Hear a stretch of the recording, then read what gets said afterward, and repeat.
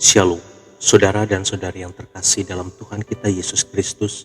Marilah kita luangkan waktu beberapa menit untuk berkencan dengan Tuhan saat ini, agar dari hari ke hari kita semakin dekat dengan Tuhan, sehingga hidup kita semakin diberkati dan menjadi berkat.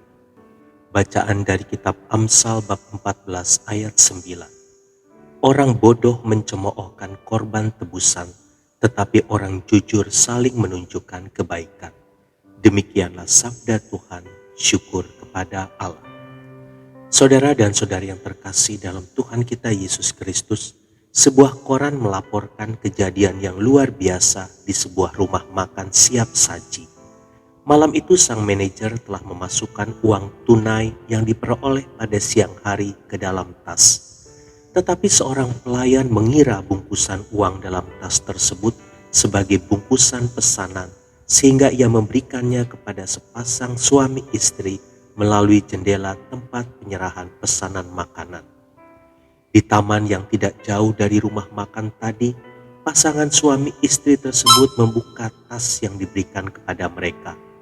Karena terkejut melihat isinya, mereka segera kembali ke rumah makan itu untuk mengembalikan bungkusan uang tadi. Sang manajer telah melaporkan adanya perampokan, sehingga mobil-mobil polisi dan reporter TV telah ada di tempat tersebut.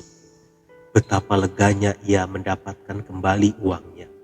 Ia berkata kepada pasangan suami istri itu, "Kalian selayaknya tampil dalam berita malam ini untuk kejujuran kalian."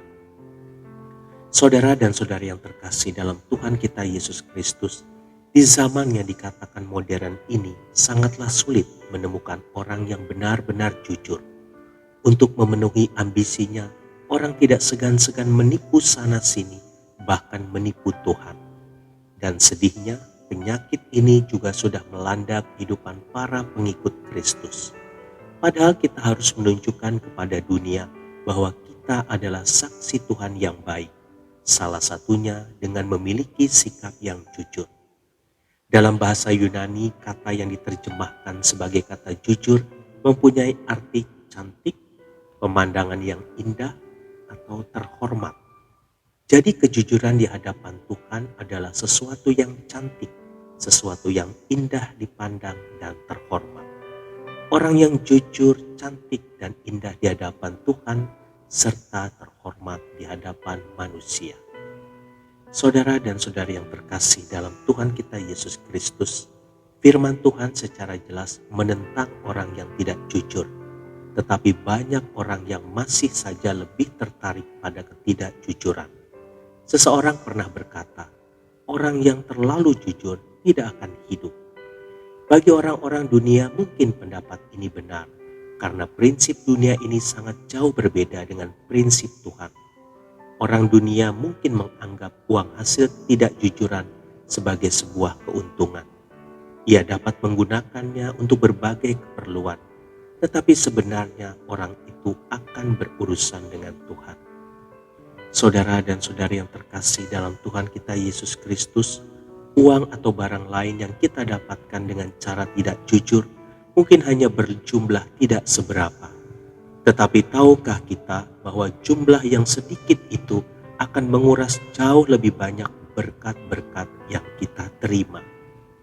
Mari kita belajar jujur dalam segala hal dan jangan pernah tertarik sedikit pun pada jalan pintas ketidakjujuran yang kelihatannya akan mendatangkan keuntungan. Ia justru akan membawa kita pada kehancuran. Tuhan Yesus memberkati. Marilah kita berdoa dalam nama Bapa dan Putra dan Roh Kudus. Amin. Tuhan Yesus, jauhkanlah aku dari ketidakjujuran, karena itu hanya akan membawa kerugian bahkan kehancuran bagiku.